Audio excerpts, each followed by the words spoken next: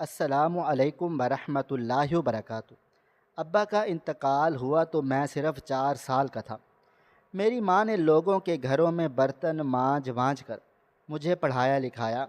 جب میں جوان ہوا اور نوکری کرنے لگا تو میں نے سب سے پہلے اپنی ماں کو لوگوں کے گھروں میں کام کرنے سے منع کیا، لیکن میں نے جیسے ہی اپنی پسند کی عورت سے شادی کی تو اس نے مجھے بھڑکانا شروع کر دیا اور میں نے ایک دن غصے میں اپنی ماں کو گھر سے نکال دیا۔ ایک روز چپ چاپ جب میں آفس سے لوٹا تو یہ دیکھ کر حیران رہ گیا کہ میرے گھر میں آج میری نوکری کا پہلا دن تھا۔ جب مجھے باس نے منیجر کی سیٹ پر بیٹھنے کے لیے کہا تو میری آنکھوں میں خوشی کے آنسو آ گئے تھے۔ میرا دل چاہ رہا تھا کہ اس وقت میری ماں میرے سامنے ہوتی اور اپنی محنت کا پھل دیکھتی۔ میں نہایت غریب گھرانے سے اٹھ کر یہاں تک پہنچا تھا۔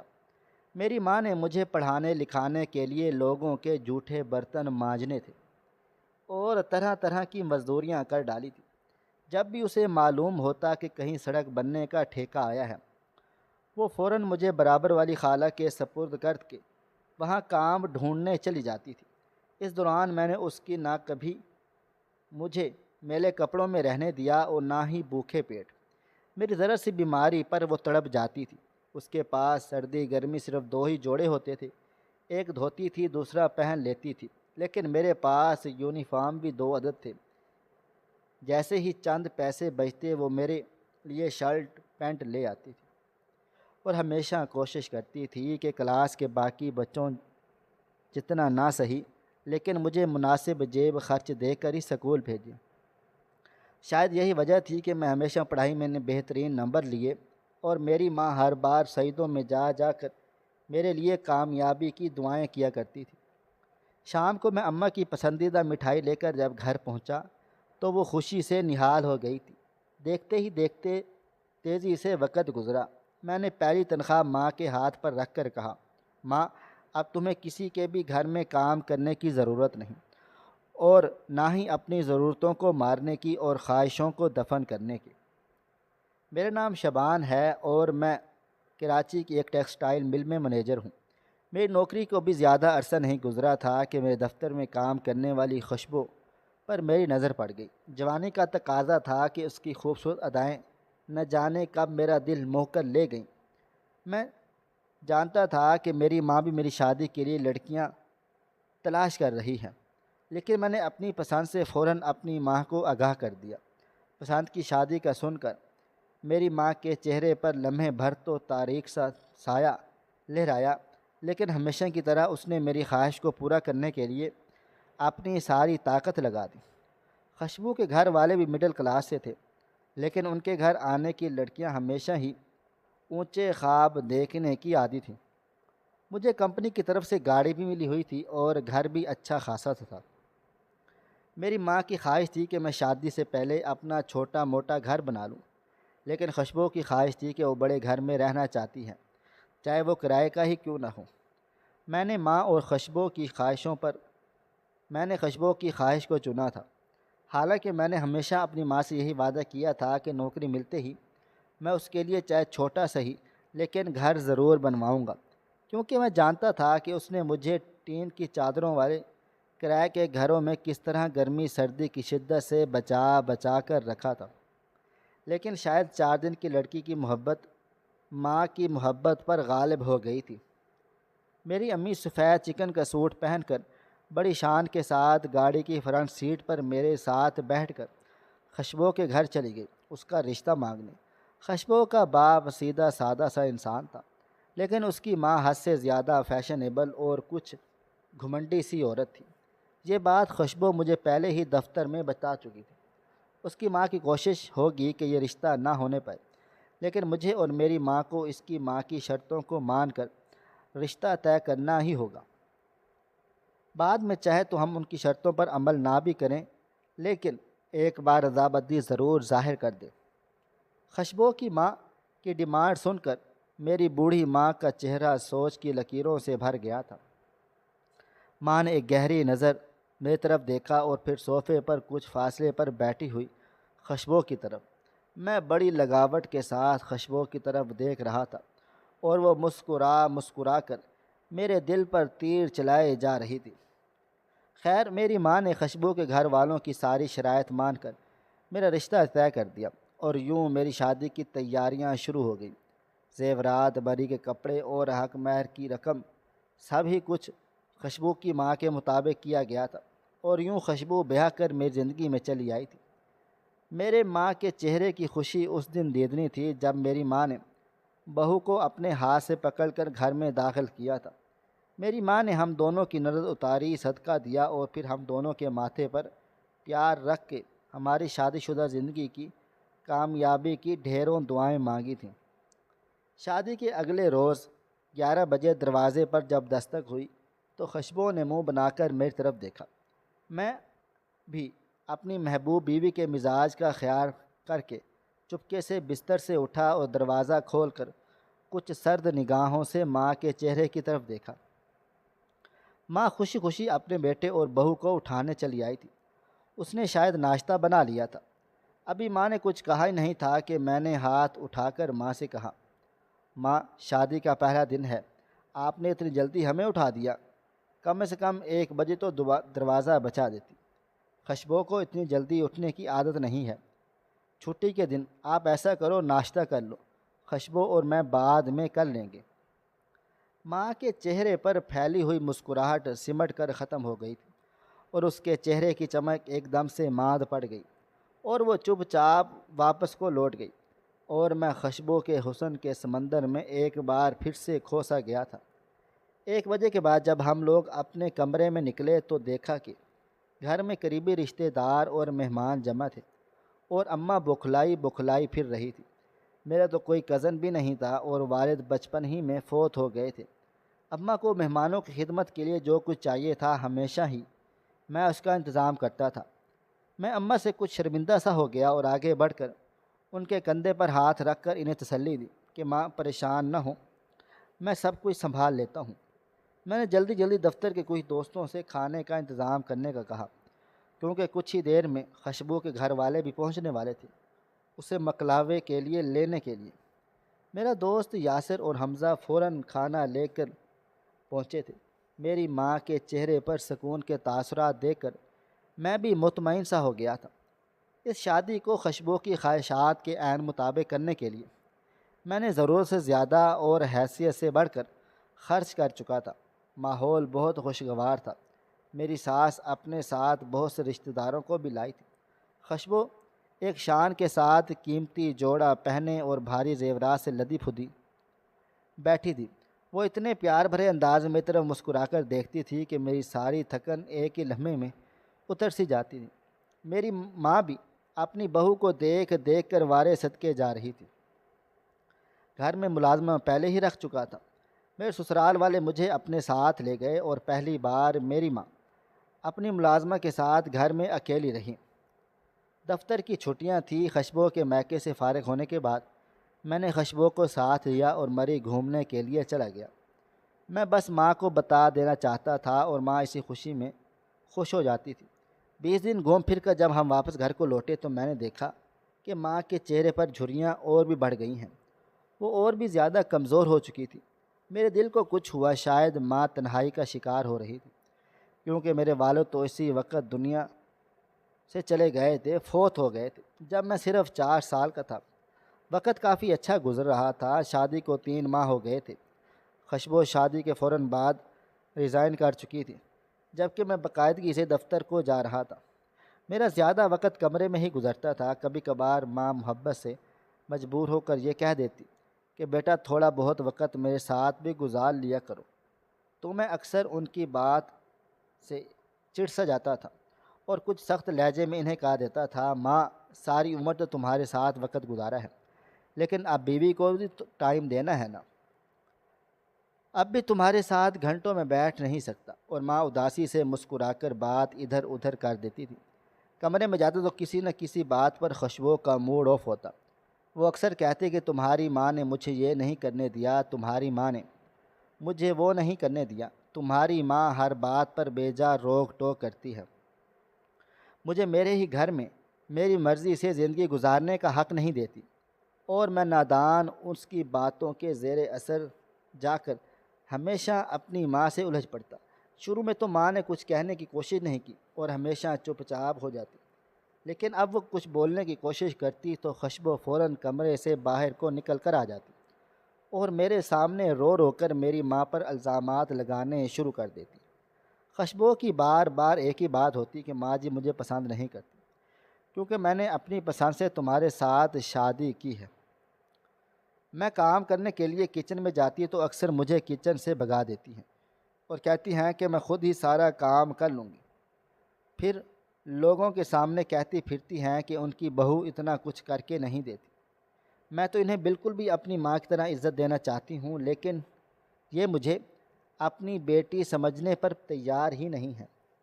خوشبو کی اس طرح کی باتیں سن میں اپنا غصہ کنٹرول ہی نہیں کر پایا تھا اور اکثر اتنے سخت الفاظ بول جاتا تھا کہ بعد میں سوچتا تو مجھے پشیمانی سی ہو جاتی تھی۔ دیکھتے ہی دیکھتے شادی کو 2 سال کا عرصہ گزر گیا اور اب تک میری بیوی کو خدا نے اولاد کی نعمت سے نہیں نوازا تھا۔ میری بیوی مجھے روز بھڑکاتی کہ میری ماں نے اسے بے اولادی کے طعنے دیتی ہے، گھر پر پرانے محلے سے آنے والی عورتوں کے سامنے اس کی برائی بھی کرتی ہے۔ میں یہ خوشبو کی یہ ساری باتیں سن کر بالکل کنٹرول کھو جاتا اور جا کر ماں سے لڑنے لگتا۔ کئی بار غصے میں انہیں یہاں تک کہہ چکا تھا کہ یہ میرا گھر ہے اور یہاں وہی سب کچھ ہوگا جو میری بیوی چاہتی ہے۔ آپ مہربانی کر کے ایک طرف کو بیٹھ کر اللہ اللہ کریں۔ میں نے مختصر کہا کہ اب اماں مجھے دیکھ کر بھی خوش نہیں ہوتی بلکہ سہم سی جاتی ہے، ڈر جاتی ہے۔ ایک روز میں جب گھر پہنچا تو عجیب ہی ہنگامہ میرا منتظر تھا۔ میری بیوی نے میری ماں پر الزام لگایا تھا کہ انہوں نے خوشبو پر ہاتھ اٹھایا ہے۔ خوشبو کا بھائی اور اس کا باپ اس کی ماں کے ساتھ پہلے ہی گھر پر موجود تھے۔ خوشبو نے رو رو کر اپنا حال برا کر رکھا تھا۔ وہ سب لوگ مل کر میری ماں کے خلاف باتیں کر رہے تھے۔ میری ساس کی ایک ہی ڈیمانڈ تھی کہ یا تو وہ اپنی بیٹی کا اپنے ساتھ لے جائیں گے یا پھر اپنی ماں کے رہنے کے لیے کوئی الگ سا انتظام کر دیں۔ میں نے غصے سے ماں کی طرف دیکھا تھا۔ اس وقت مجھے یہ بھی یاد نہیں رہا کہ اس بوڑھی عورت نے مجھے کیسے پروان چڑھایا تھا۔ میں نے غصے سے ماں کو ڈرایا دھمکایا اور کہا کہ وہ فوراً گھر سے نکل جائے۔ ماں یہ سن کر رونے لگی اور دہائی لینے لگی کہ بیٹا تمہارے سوا تو میرا اس دنیا میں کوئی نہیں ہے، میں یہاں سے نکل کر بھلا کہاں جاؤں گی؟ تو میں نے سخت لہجے میں کہا میری طرف سے جہاں مرضی جاؤ، لیکن جب ہم تم نے دونوں میاں بیوی کو سکون سے رہنے نہیں دینا تو پھر اس گھر میں تمہارے لیے کوئی بھی جگہ نہیں ہے۔ میرا یہ فیصلہ سن کر میرے سسرال والے اور خوشبو بھی خاموش ہو گئے تھے۔ کسی نے نہ مجھے نہ روکنے کی کوشش کی تھی اور نہ ہی میں نے رکنا چاہا تھا۔ میں نے ماں کے کمرے میں جا کر جلدی جلدی ان کے 4 جوڑے اٹھائے اور ان کی دوائیاں سائڈ ٹیبل پر پڑی رہ گئی تھیں۔ میری ماں اپنا سفید چہرہ لیے ایسے ساکت کھڑی تھی جیسے اس کے اندر خون نام کی چیز ہی نہیں۔ جب میں نے ان کا ہاتھ پکڑ کر گھسیٹا تو وہ تنکے کی طرح میرے ساتھ کھینچتی چلی گئی تھیں۔ میں نے ان کو گاڑی میں بٹھایا تھا اور اپنے ساتھ لا کر ایک فٹ پاتھ پر بٹھا دیا اور جیب سے 5,000 روپے نکال کر ماں کی جھولی میں پھینک کر کہا پلیز اب گھر واپس مت آنا، ماں تمہاری وجہ سے روز روز میرے گھر کا ماحول خراب ہو رہا ہے۔ میں جانتا ہوں کہ میں تمہاری پسند سے شادی نہ کر کے تمہیں مایوس کیا ہے، لیکن مسلسل 3 سال سے خوشبو میں تمہارا دل جیتنے کی کوشش کرتی جا رہی ہے، مگر نہ جانے تم اتنی ضدی کیوں ہو گئی ہو کہ ماں تمہیں اپنے بیٹے کی خوشی اور اس کا گھر نظر ہی نہیں آ رہا۔ کیا نہیں دیتی خوشبو تمہیں؟ کھانا پینا تمہاری تیمارداری سب کچھ تو خوشبو تمہارے لیے کرتی ہے، پھر تم کیوں اس بیچاری کے پیچھے پڑ گئی ہو؟ وہ تو تمہاری بہو ہے، بیٹی نہیں۔ کیا سوچ کر تم نے اس کے اوپر ہاتھ اٹھایا؟ میں غصے سے اپنی ماں پر چلا رہا تھا اور قریب سے گزرتے ہوئے لوگ رک رک کر دیکھ رہے تھے۔ اس وقت میں کوئی پڑھا لکھا افسر نہیں تھا بلکہ ایک جاہل شخص کی طرح اپنی ماں جنت سے لڑ رہا تھا۔ میری ماں جو مسلسل چپ تھی، آنسو ٹوٹ ٹوٹ کر اس کی آنکھوں سے گرنے لگے تھے۔ میں جلدی جلدی قدم بڑھا کر اپنی گاڑی تک پہنچا اور ایک ہی جھٹکے میں گاڑی کو نکال کر لے گیا تھا۔ بوڑھی اماں نے دور تک اس سفید گاڑی کا پیچھا کیا تھا۔ رضیہ بی بی نے اپنی پوٹلی اٹھائی اور ایک طرف کو چل دی۔ فٹ پاتھ کے قریب کھڑے ہوئے ٹھیلے والوں نے رحم بھری نظروں سے اس بوڑھی عورت کو دیکھا، چند ہی لمحوں میں جیسے اس کی بوڑھی کمر جھک سی گئی ہو۔ میں گھر پہنچا تو سب کے چہرے حشاش بشاش تھے۔ دوپہر کے کھانے کا وقت تقریباً نکلنے ہی والا تھا۔ خشبو نے مجھے دیکھ کر بڑے لاڈ سے کہا، شبان، امی بابا اور بھائی کتنے دن کے بعد آئے ہیں؟ صبح سے گھر میں اتنا ہنگامہ ہو رہا تھا کہ میں کھانا ہی نہیں بنا سکی۔ چلو نہ کہیں باہر چل کر کھانا کھاتے ہیں۔ میں اس کی یہ بات سن کر خوش ہو گیا، کیونکہ میں تو سمجھتا تھا کہ ہر بار کی طرح اسے منانے کے لیے مجھے زیادہ محنت کرنی پڑے گی۔ ایک اچھے ریسٹورنٹ میں بیٹھ کر ہم سب نے کھانا کھایا، بل کے ساتھ میں نے بڑی ٹپ رکھی اور اٹھ کر باہر آ گیا۔ میں نے بے دہانی میں اسی ایریا کی طرف پہنچ گیا تھا جہاں میں نے ماں کو چھوڑا تھا۔ جیسے ہی میں فٹ پاتھ کے قریب سے گزرا، مجھے محسوس ہوا کہ میری ماں اس فٹ پاتھ پر کھڑی بڑی حسرت سے مجھے، میری بیوی اور گاڑی کو دیکھ رہی ہے۔ میں نے شیشے میں دیکھا تو ماں نے اپنی گردن جھکا لی تھی۔ ساس سسر اور سالے کو گھر چھوڑا تو خشبو نے فرمائش کی کہ وہ میرے ساتھ لانگ ڈرائیو پر جانا چاہتی ہیں۔ میں اسے لے کر ساحل سمندر کی طرف نکل گیا۔ بڑے روز کے بعد خشبو کا موڈ اتنا اچھا ہوا تھا۔ وہ بڑی زندہ دل اور رومانٹک لڑکی تھی۔ اس نے تھوڑی ہی دیر میں مجھے بالکل ہلکا پھلکا سا کر دیا تھا۔ رات کو دیر کے جب ہم گھر واپس لوٹے تو تھکن کے باوجود میری بیوی نے میرے ساتھ اچھا وقت گزارا تھا، اور پھر ہم دونوں سو گئے۔ رات کا نہ جانے کون سا پہر تھا کہ اچانک مجھے ایسا لگا جیسے ماں نے مجھے پکارا ہو۔ میں ایک دم بستر سے اٹھ بیٹھا۔ مجھے لگا جیسے میرا دم گھٹ سا گیا ہو۔ میں چپ چاپ اٹھ کر کمرے سے باہر کو نکل آیا۔ 4 بجنے والے تھے۔ اکثر اس وقت امی کے کمرے کی لائٹیں جل رہی ہوتیں اور وہ تہجد کی نماز پڑھتی تھیں۔ آج ان کے کمرے میں اندھیرا دیکھ کر میرے دل پر ایک گھونسا سا لگا تھا۔ مجھے لگا جیسے میرا ضمیر مجھے پر ملامت کر رہا تھا۔ میں دروازہ کھول کر باہر لان میں نکل گیا اور گھاس پر کافی دیر ننگے پاؤں چلتا رہا۔ اذان سے کچھ دیر پہلے جا کر میں واپس ہو گیا۔ نہ جانے کتنا عرصہ ہو گیا تھا کہ میں نے فجر کی نماز نہیں پڑھی تھی، کیونکہ نہ تو خشبو خود اٹھتی تھی اور نہ ہی مجھے اٹھاتی تھی۔ صبح ناشتے کی ٹیبل پر اچھی خاصی ہڑبڑی مچی ہوئی تھی، کیونکہ ہم دونوں ہی لیٹ ہو چکے تھے۔ آج نہ تو گرما گرم پراٹھے تھے اور نہ ہی پودینے کی چٹنی اور آملیٹ تھا۔ خشبو نے جلدی سے دودھ گرم کیا اور میرے سامنے کارن فلیکس لا کر رکھ دیے تھے۔ شادی کے 3 سالوں میں وہ مجھے اتنا بھی نہیں سمجھ پائی تھی کہ میں نے کارن فلیکس سے اچھا خاصا چڑھتا تھا۔ جیسے تیسے کر کے میں نے 2 چمچ دلیے کے کھائے اور چائے کی گھونٹ بھر کے دفتر کی طرف نکل گیا تھا۔ دروازے سے نکلتے ہوئے مجھے ایک بار پھر ماں کی کمی شدت سے محسوس ہوئی تھی، کیونکہ ماں تو ہمیشہ مجھے اپنی دواؤں کے حصار میں گھر سے نکالتی تھی۔ لنچ ٹائم ہو چکا تھا لیکن میرا کھانا اب تک گھر سے نہیں پہنچا تھا۔ میں نے کئی بار پیون سے پوچھ چکا تھا۔ میں نے بے دھیانی سے گھر کا نمبر ڈائل کیا، وہ بیزی جا رہا تھا۔ پھر میں نے موبائل فون پر ٹرائی کیا تو کچھ دیر کے بعد خشبو نے فون اٹھا لیا تھا۔ میں نے جب اسے کھانے کا پوچھا تو وہ ایک دم ہتھے سے اکھڑ گئی اور کہنے لگی، آج ملازمہ چھٹی پر ہے، صبح سے گھر کی صفائی میں لگی ہوئی تھی، ابھی برتن دھو کر فارغ ہوئی ہوں۔ میں نے بھی باہر سے کھانا منگوا لیا ہے، آپ بھی ایسا کریں کہ کچھ کیفے سے منگوا لیں۔ اس کے لہجے میں رات والی نرمی کا شعبہ تک نہ تھا۔ میں کافی دیر تک فون کے کریڈل کو گھورتا رہا تھا اور پھر اٹھ کر خود ہی کینٹین پر چل دیا۔ مجھے باہر کے کھانے کچھ پسند نہ تھے، لیکن خشبو کی فرمائش پر میں اکثر ہوٹلنگ کرتا تھا۔ رات کو گھر پہنچا تو ٹیبل پر سادہ سا سالن روٹی دیکھ کر میں نے چپ چاپ بیٹھ کر کھانا کھایا اور پھر خشبو کی ڈھیر ساری باتیں سنتا رہا۔ مجھے چپ چاپ دیکھ کر وہ اٹھ کر میرے قریب آ گئی اور جیسے ہی مجھ سے شرارتیں کرنے لگی، میں ایک دم ہنس پڑا تھا۔ خشبو کو اپنے اس فن پر بڑا غرور تھا کہ وہ میرے خراب سے خراب موڈ کو پیار بھرے انداز میں چند لمحوں میں ٹھیک کر لیتی تھی۔ دن یوں ہی تیزی سے گزرنے لگے تھے۔ اب میں اس کی بے قاعدگیوں کا عادی ہوتا چلا جا رہا تھا۔ پرانی ملازمہ یہ کہہ کر چھوڑ گئی تھی کہ خشبو بلا وجہ اس کی بے عزتی کرتی ہے اور اس کو اکثر بلا وجہ باتیں سناتی ہیں۔ میں نے اسے تنخواہ بڑھانے کا بھی لالچ دیا لیکن وہ چلی گئی۔ پھر میں نے ایک چھوٹی لڑکی صفائی کے لیے رکھی اور خشبو کی فرمائش پر ایک شیف بھی رکھ لیا تھا، کیونکہ اس کا کہنا تھا کہ اس کی ساری دوستوں کے گھر اب کھانا شیف ہی بناتے ہیں۔ ایک روز دفتر میں اچانک مجھے معلوم ہوا کہ مجھے 1 ہفتے کے لیے دوسرے شہر بھیجا جا رہا ہے۔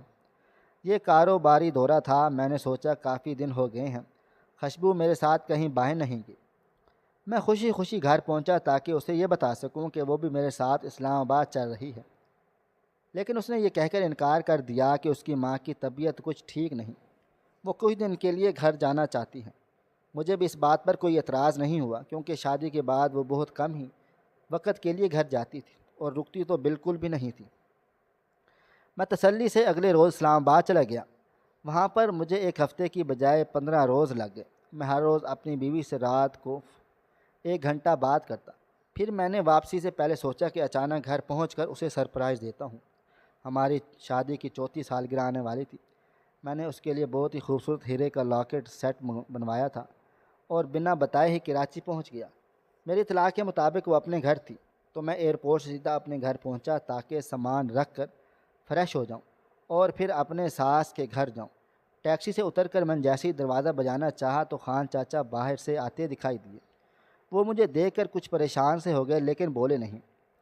میں چھوٹے گیٹ سے اندر چلا گیا۔ گھر کا بیرونی دروازہ کھلا ہوا تھا، لیکن میری چھٹی حص مجھے کوئی اشارہ دے رہی تھی۔ دم بخود میرے قدم سست ہو گئے اور میں چپ چاپ گھر کے اندر داخل ہو گیا۔ سامنے کچن میں شیف کھانا بنا رہا تھا۔ مجھے دیکھ کر وہ بھی بکھلا گیا۔ میں چپ چاپ کچن میں ہی چلا گیا تھا۔ اچھی خاصی دعوت کا اہتمام تھا۔ میں الجھتا ہوا اپنے بیڈ روم کی طرف گیا تو یہ دیکھ کر میرے قدموں کے نیچے سے زمین نکل گئی۔ میرے کمرے سے خوشبو اور کسی غیر مرد کی آوازیں آ رہی تھیں۔ میں نے چپ چاپ چابی لگا کر دروازہ کھولا اور سامنے کا منظر میرے پہ کسی قیامت سے کم نہیں تھا۔ میری بیوی، میری محبوبہ، میری خوابگاہ میں میرے دونوں دوستوں کے ساتھ حالت غیر میں تھی۔ یاسر اور حمزہ نے خوفزدہ نظروں سے میری طرف دیکھا تھا۔ میں غصے سے خوشبو کی طرف بڑھا تو وہ ڈر کر 2 قدم پیچھے کو چلی گئی۔ میرا جی چاہ رہا تھا کہ میں ان تینوں کو مار ڈالوں۔ اتنا بڑا دھوکا! میں نے تمہارے لیے کیا کیا نہیں کیا خوشبو، پھر تمہیں کیا ضرورت پیش آ گئی تھی یہ سب کرنے کی؟ میں نے تمہاری ہر خواہش پوری کی، ہر ضد پوری کی۔ شادی سے لے کر اب تک میں نے نظر اٹھا کر کسی غیر عورت کی طرف نہیں دیکھا۔ میری محبت میں کیا کمی تھی کہ تمہیں اس بے وفائی کی ضرورت پیش آ گئی تھی؟ میں غصے اور تکلیف سے رو پڑا۔ میں نے خوشبو کا گلا پکڑ لیا تھا۔ جب وہ کھانسنے لگی تو میں نے اسے دھکا دے کر بستر پر پھینکا اور پھر غصے میں حمزہ اور یاسر کی طرف جیسے ہی بڑھا۔ ابھی میں نے یاسر کا گریبان پکڑا ہی تھا کہ کسی نے میرے سر پر پیچھے سے کوئی وزنی چیز دے ماری۔ میری نظروں کے سامنے ایک دم سے اندھیرا چھا گیا اور میں گر پڑا۔ جب میری آنکھ کھلی تو میں ہاسپٹل میں تھا۔ مجھے معلوم ہوا کہ میرا شیف اور چوکیدار مجھے یہاں تک لائے تھے۔ میری بیوی اپنے دونوں دوستوں کے ساتھ گھر سے افراتفری میں نکلی تو شیف نے جا کر کمرے میں دیکھا تو میں اپنے ہی خون میں لت پت پڑا تھا۔ میرے سر پر ان لوگوں نے پیتل کا بہت بھاری گلدان دے مارا تھا۔ انہیں خوف تھا کہ شاید میں غصے میں ان کو نقصان نہ کر دوں۔ میں بہت زیادہ شرمندہ تھا۔ میرے ملازم مجھے رحم کی نظروں سے دیکھ رہے تھے۔ شاید کہ یہ میری ماں کی نافرمانی کا نتیجہ تھا کہ میں نے اس بے وفا عورت کے کہنے پر آ کر اپنی بوڑھی ضعیف ماں کو گھر سے بے گھر کر دیا تھا اور پھر پلٹ کر اسے ڈھونڈنے کی کوشش بھی نہیں کی۔ پولیس ہاسپٹل میں موجود تھی۔ میں نے انہیں اپنا بیان ریکارڈ کروا ڈالا تھا۔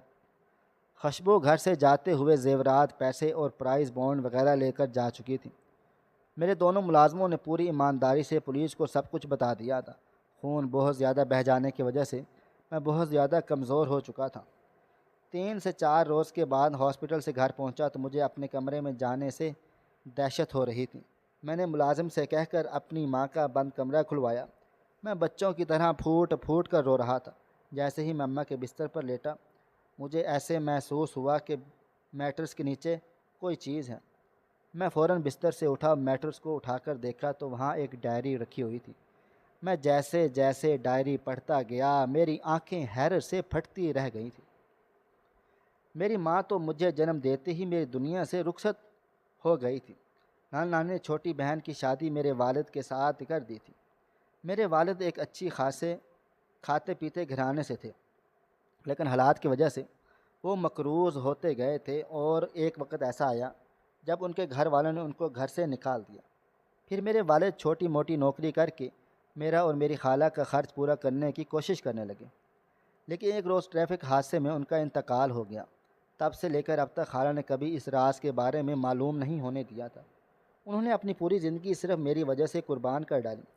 وہ چاہتی تو میرے والد کے انتقال کے بعد مجھے میرے ددیال کے حوالے کر کے خود ایک نئی زندگی شروع کر سکتی، لیکن انہوں نے ایسا نہیں کیا تھا۔ ڈائری میں یہ بھی لکھا تھا کہ میری بیوی خوشبو کے تعلقات صرف میرے دوستوں سے نہیں بلکہ میرے باس کے ساتھ بھی تھے۔ گھر کا سارا کام تقریباً میری ماں کرتی تھی اور خوشبو میرے دفتر جانے کے بعد کبھی کہیں چلی جاتی اور کبھی کہیں۔ اصل جھگڑا جب شروع ہوا تھا جب خوشبو نے ان دوستوں کو گھر میں بلانا شروع کر دیا۔ میری ماں نے اسے سمجھانے کی کوشش کی تو اس نے کہا تھا، یا تو اپنی زبان بند رکھ لو ورنہ تمہیں تمہارے بیٹے کے ہاتھوں ہی دھکے مار کر اس گھر سے نکلوا دوں گی، اور وہ کبھی تمہاری کسی بات کا یقین نہیں کرے گا بلکہ وہ میرا ہی یقین کرے گا۔ اور واقعی ہی ایسا ہی ہوا تھا۔ میں نے اپنی خالہ کی جوانی کی تصویریں دیکھیں، بالکل ننھی سی گڑیا جیسی تھی۔ جب ان کا نکاح میرے والد کے ساتھ ہوا، صرف 17 برس کی عمر میں وہ اپنے بہن کے یتیم بچے کی ماں بن کر آ گئی تھی۔ میری ماں پڑھی لکھی بھی تھی۔ میں شرمندگی کے گہرے کھڈے میں جا کر گر گیا تھا۔ میں نے اخبارات میں اشتہارات دے کر اپنی ماں کی تلاش شروع کر ڈالی۔ پولیس نے خوشبو اور میرے دوستوں کو گرفتار نہیں کیا تھا کیونکہ اس کے تعلقات بڑے بڑے لوگوں کے ساتھ تھے، اس لیے میں نے وہ نوکری ہی چھوڑ ڈالی، کیونکہ دفتر میں سبھی مجھے ایسی نظروں سے دیکھتے تھے کہ میں خود ہی شرم سے شار ہو جاتا تھا۔ ایک روز دروازے پر دستک ہوئی اور ایک نوجوان مجھ سے ملنے چلا آیا۔ اس نے اخبار میں اشتہار دیکھا تھا اور میری ماں کو جانتا ہے۔ جب میں اس کے ساتھ پہنچا تو میں نے دیکھا اماں ایک سفید بالوں والے انسان کے ساتھ بہت پرسکون انداز میں بیٹھی ہوئی تھی۔ یہ خوبصورت گھر تھا۔ میں کھڑکی کے باہر ہی کھڑا اپنی ماں کو اور اس اجنبی انسان کو حیرت سے دیکھ رہا تھا۔ وہ تو لڑکا میرا ہاتھ پکڑ کر گھر کے اندر داخل ہوا۔ جیسے ہی میری نظر میری ماں پر پڑی تو وہ روتی ہوئی بھاگ کر مجھ سے لپٹ گئی۔ میری ماں کو فٹ پاتھ پر بیٹھا دیکھ کر سفیر انکل انہیں اپنے ساتھ لے کر گھر آئے تھے۔ سفیر میری ماں کے منگیتر تھے اور انہوں نے اب تک شادی بھی نہیں کی تھی۔ میری ماں صرف دکھوں اور ذمہ داریوں کی وجہ سے وقت سے پہلے بوڑھی ہو چکی۔ میرے ننیال کے رشتہ دار ابھی بھی موجود تھے۔ سفیر انکل بھی امی کے خالہ زاد تھے اور خاندان والوں نے ان دونوں کا نکاح کروا دیا تھا۔ مجھے یہ جان کر بہت خوشی ہوئی تھی۔ میں نے اپنی ماں کے پیروں میں بیٹھ کر ان سے معافی مانگی اور انہوں نے مجھے اپنے سینے سے لگا کر معاف کر دیا تھا۔ شاید ماؤں کا دل اتنا ہی بڑا ہوتا ہے۔ شکر میں نے اپنی جنت کھوئی نہیں تھی بلکہ وہ ایک محفوظ اور بہتر مقام پر پہنچ چکی تھی۔ آپ کو آج کی کہانی کیسی لگی؟ اپنی رائے کا اظہار کریں۔ ناظرین، مزید اس طرح کے سبق آموز کہانیاں سننے کے لیے ہماری ویڈیوز کو لائک کریں، شیئر کریں اور ہمارے چینل کو سبسکرائب کریں۔ شکریہ۔ اللہ حافظ۔